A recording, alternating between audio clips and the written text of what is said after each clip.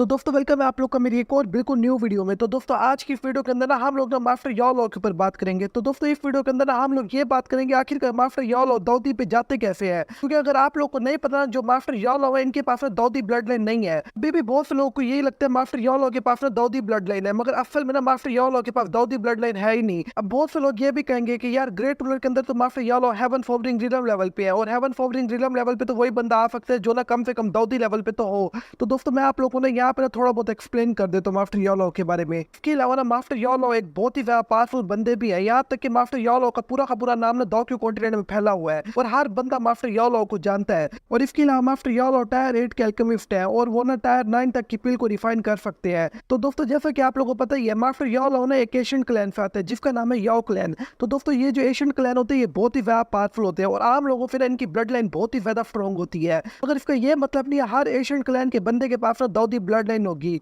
इस तरीके को मैं आप लोग को ऐसे समझा सकता हूँ जो एशियन क्लैन के बंदे हैं ना वो ना आराम से ना डॉ शैंग लेवल तक जा सकते हैं, मगर बाकी क्लैन के जो लोग हैं वो ना डॉ शैंग लेवल तक नहीं जा सकते। यानी जो एशियन क्लैन के नहीं है ना वो डॉ शैंग पे नहीं जा सकते। हाँ कुछ क्लैन को छोड़ के जैसे क्वीन मेडुसा और विया का क्लैन हो गया, क्योंकि मेडुसा क्लैन के अंदर जो मेडुसा ब्लड लाइन रखता है ना वो बहुत ही ज्यादा पावरफुल होता है। यहाँ तक कि जो मेडुसा ब्लड लाइन है ना वो ना ज्यादातर एशियन क्लैन से भी ज्यादा पावरफुल ब्लड लाइन है, क्योंकि मेडुसा ब्लड लाइन के साथ जो भी पैदा होगा उसके पास पैदा होते हुए दाऊदी ब्लड लाइन होगी। तो दोस्तों अब हम लोग ना मास्टर याओ लॉ के क्लैन पे बात करते दोबारा उस पे चलते हैं। तो दोस्तों जैसे कि आप लोगों को पता है मास्टर याओ लॉ ना याओ क्लैन से आते हैं। तो दोस्तों याओ क्लैन में भी हर किसी के पास दाऊदी ब्लड लाइन नहीं है, यानी जो दाऊदी ब्लड लाइन है ना उसको ऐसे ही हर कोई मुंह उठा के नहीं ले सकता। तो दोस्तों अब मैं आप लोग को बता देता हूँ मास्टर याओ लॉ के पास दाऊदी ब्लड लाइन क्यों नहीं है। तो दोस्तों जो मास्टर याओ लॉ है ये ना एशियन क्लैन से है और एशियन क्लैन में भी कुछ ही लोग होते हैं जिनके पास ना दाऊदी ब्लड लाइन होती है। जैसे कि वुनेर के क्लैन में ना वुनेर उसके फादर के पास ना दाऊदी ब्लड लाइन है। जब वो ना गो क्लैन के अंदर जाता है तब वुनेर अपनी ब्लड लाइन चेक करवाती है और उसके पास ना दाऊदी ब्लड लाइन होती है। और जैसा कि आप लोगों को पता है अगर किसी के पास ना दाऊदी ब्लड लाइन है मगर उसके पास ना ओरिजिन क्यों नहीं है तब भी वो कभी भी दाऊदी लेवल पे नहीं जा सकता, क्योंकि वुनेर के फादर हुन क्लैन के लीडर के पास भी ना दाऊदी ब्लड लाइन है मगर वो फिर भी दाऊदी लेवल पे नहीं जा पा रहे थे। मास्टर याओ लॉ के पास एशियन क्लैन की तो ब्लड लाइन होती है और उसी एशियन क्लैन की ब्लड लाइन की वजह से ना मास्टर याओ लॉ डॉ शैंग लेवल पे आ जाते हैं।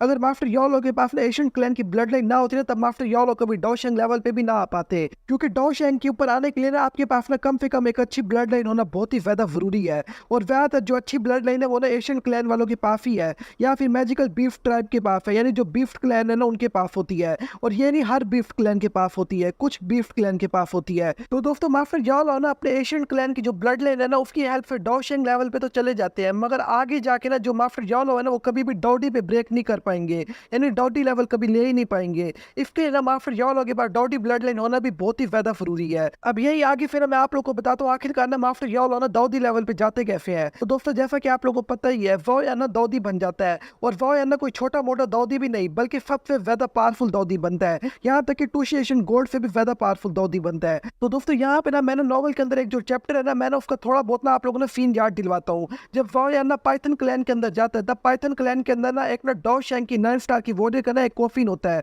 एक कॉफिन नहीं होता यानी एक स्टोन टेबलेट होता है, उसके अंदर ना डॉ शैंग की 9 स्टार की पीक की वॉरियर का ना ब्लड ड्रॉप होता है जिसको ना हाफ दाऊदी भी बोलते हैं। तो दोस्तों अब आपको समझ आ ही चुका होगा कि आगे मैं क्या कहने वाला हूँ। उसके बाद ना जब वो या ना ब्लड ड्रॉप को जिसको भी देता है वो बंदा ना आराम से डॉ शैंग लेवल पे चला जाता है। वैसे तो उसकी जो ब्लड के ड्रॉप होते हैं वो ना वो या ना कुछ 3-4 बंदों को ही देता है, मगर जिनको भी देते हैं वो ना डॉ शैंग लेवल पे बहुत ही ज्यादा आसानी से ब्रेक थ्रू कर जाते हैं। वैसे उन सब के पास डॉ शैंग लेवल पे जाने की काबिलियत होती है मगर उनको बहुत ही ज्यादा टाइम लग जाएगा, मगर उसकी हेल्प से ना वो बहुत ही ज्यादा जल्दी चले जाते हैं। तो दोस्तों यही फीन ना वो या ना दाऊदी ब्लड लाइन के साथ करता है। वो या अगर अपने ब्लड का किसी को भी एक ड्रॉप भी दे देगा ना उस बंदे के पास दाऊदी ब्लड लाइन आ जाएगी पूरे तरीके से, और यही ब्लड ड्रॉप ना मास्टर याओ लॉ को भी वोयन देता है। इसके अलावा जाहिर सी बात है वोयन सिर्फ मास्टर याओ लॉ को तो नहीं देगा और भी कई सारे बंदों को देगा, लेकिन जितने भी जो करीबी लोग हैं उनको देगा, जैसे क्वीन मेडुसा हो गई और वुनेर हो गई, और इसके अलावा अपनी बाकी की जितनी भी जो बीवियां और गर्लफ्रेंड है उन सबको देगा। अब ये नहीं है कि इनको जरूरत है, क्वीन मेडुसा और वुनेर को तो बिल्कुल भी जरूरत नहीं है क्योंकि इनके पास पहले की दाऊदी ब्लड लाइन है, मगर दाऊदी का एक भी ब्लड का ड्रॉप इनकी बहुत ही ज्यादा हेल्प कर सकता है,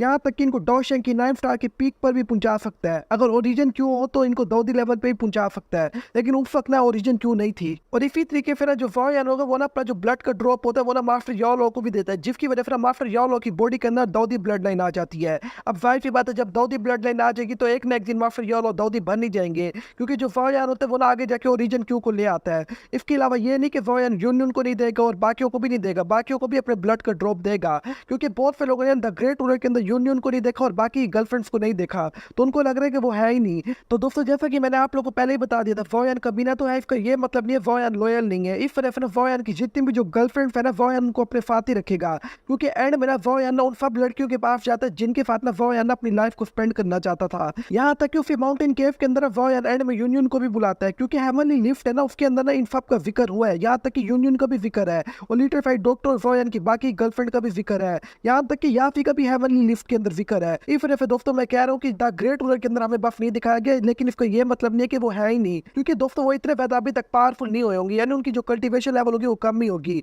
मगर इसका मतलब ये नहीं है कि वो है ही नहीं, क्योंकि ग्रेट रूलर के अंदर ना हम लोग को ना वोयान के भाई भी नहीं दिखाया गया, ना ही वोयान का बाप दिखाया गया है। अब इसका ये मतलब नहीं है वोयान उनको भी नीचे वाइरिला में फेंक के आ गया है। वोयान ना अपने जितने भी रिलेटिव है और जितने भी जानने वाले उन सबको ऊपर वाइरिला में लेके आया है। तो दोस्तों मुझे पता है मैं दोबारा से अपने टॉपिक से हट गया, और ये मेरी वाकई में बहुत ही ज्यादा गंदी आदत है। तो दोस्तों अब हम लोग ना दोबारा फिर मास्टर योलो के टॉपिक में वापस जाते हैं। तो दोस्तों द ग्रेट रूलर के अंदर ना हम लोग को ना मास्टर योलो दिखाया जाता है। तो दोस्तों ग्रेट रूलर के अंदर ना वोयान और मास्टर योलो ना हमें वैत ना फाती दिखाए जाते हैं। हाँ ये है कि मास्टर योलो ना वो के साथ ना जो ना मूचैन की मदर है ना उसके क्लैन में भी जाते हैं, और वहां पे ना इस टाइम ना मास्टर योलो का जो पावर लेवल होता है वो ना हेवन फोवरिंग रिलम लेवल पे होता है। तो दोस्तों ये लेवल बहुत ही ज्यादा स्ट्रॉन्ग होता है, और वहां पे ना बहुत ही ज्यादा मजा आता है, और ये जगह ही मैं जरूर एक्सप्लेन करूंगा, क्योंकि वहां पे ना मास्टर योलो को ना बहुत ही ज्यादा रिस्पेक्ट दी जाती है। और इस बार ना मास्टर योलो को ना उनके स्टेटस की वजह से नहीं, बल्कि वोयान की स्टेटस की वजह से रिस्पेक्ट दी जा रही होती है, क्योंकि सब यही कहते हैं कि ये जो बंदा ये ना वोयान का टीचर है। इस वजह से मास्टर योलो को बहुत ही ज्यादा रिस्पेक्ट दी जा रही होती है। और वहां पे ना एक बहुत ही ज्यादा कमाल का सीन भी आता है, जहां पे ना मास्टर योलो उन सबको धमकी भी देते हैं एक दो दफा कि अगर तुम लोगों ने वह बदमाशी की ना, मैं यहाँ पे ना वोयान को बुला लूंगा।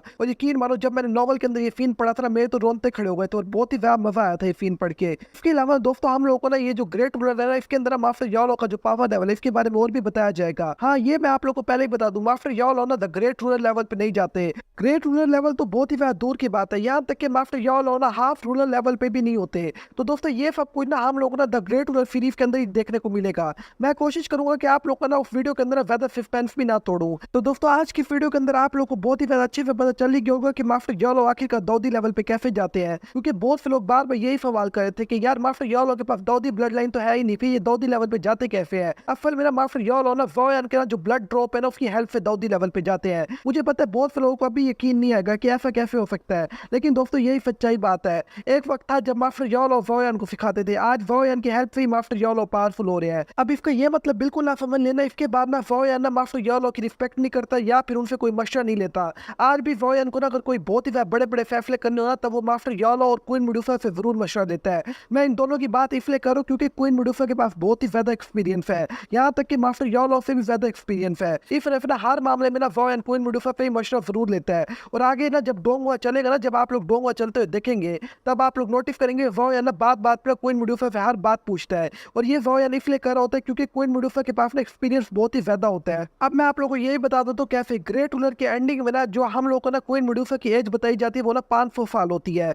और वुनेर और वोयान की जो एज होती है वो ना 200 साल या 300 साल तक बताई जाती है। तो आप लोग खुद ही समझ लो वोयान और क्वीन मेडुसा के बीच में कितना ज्यादा बड़ा डिफरेंस है एज का। इस वजह से ना वोयान ना हर मशवरा क्वीन मेडुसा से लेता है, क्योंकि वोयान को ना बचपन से ही ना किंग बनने की कोई भी तरबियत नहीं दी गई, यानी जो किंग बनने की जो ट्रेनिंग है वो नहीं दी गई, मगर जो क्वीन मेडुसा उसको बचपन से ही ना क्वीन बनने की ट्रेनिंग दी गई है। इस वजह से ना वोयान ना छोटे मोटे मामले या फिर बहुत ही बड़े बड़े मामले उन सब से ना क्वीन मेडुसा से मशवरा लेता है। और एक बात याद रखना, मशवरा लेने में और फैसला करने में बहुत ही बड़ा फर्क होता है, क्योंकि फैसला हमेशा वोयान का ही चलता है। वोयान ना क्वीन मेडुसा से इसलिए मशवरा लेता है क्योंकि उसको ना एक तरीके से रिस्पेक्ट भी दे रहा होता है, क्योंकि वोयान से ना क्वीन मेडुसा बहुत ही सीनियर भी है एक तरीके से। चाहे वोयान की वाइफ है, माना कि वोयान का ना जो रिश्ता है वो बहुत ही ज्यादा बड़ा है, मगर फिर भी ना जो क्वीन मेडुसा की जो एज है ना उसकी वजह से ना वोयान ना हमेशा क्वीन मेडुसा के साथ तमीज से बोलता है। हाँ ये बात अलग है कि कुछ जगहों पे वोयान कुछ ज्यादा ही सख्त बन जाता है। एग्जाम्पल के तौर पे जब वोयान को ना कांड करने या रोमांस करने का मोड होता है ना, तब सारी सीनियरिटी को पकड़ के अपनी जेब में डाल देता है और फिर क्वीन मेडुसा को तंग करने लग जाता है।